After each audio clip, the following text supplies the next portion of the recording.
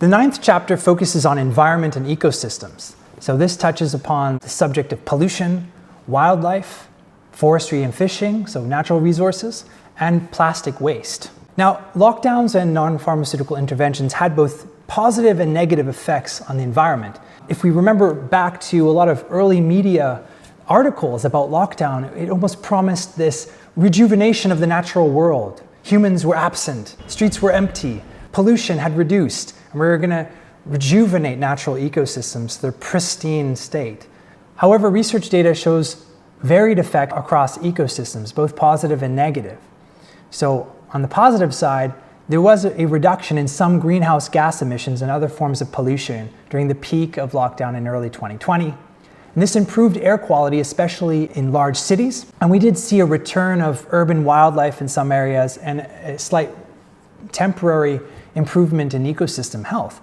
However, these were offset by a lot of adverse and negative impacts. So paradoxically, and Earth and climate scientists are still working on the details here, but actually we saw an increase in methane and ozone emissions in 2020 and 2021. And there was actually no change in the atmospheric growth rate of greenhouse gases. Revenues for national parks around the world decreased, making them more vulnerable for future development. Some studies show that the reduction in conservation activities because of social distancing policies actually led to increased invasive species encroachment and other negative impacts on fragile ecosystems. One such impact was actually wildlife hunting. So there's a couple of studies, for example, from India and Nepal that show an increase in hunting of wildlife during the lockdown period as people struggle to feed themselves and their families. We also have a number of research studies, large-scale research studies looking at illegal forestry practices, fishing practices, some that show a marginal increase in deforestation patterns in Africa and in Peru. And a number of studies suggest that the pandemic reversed a decade-long momentum to reduce plastic waste worldwide.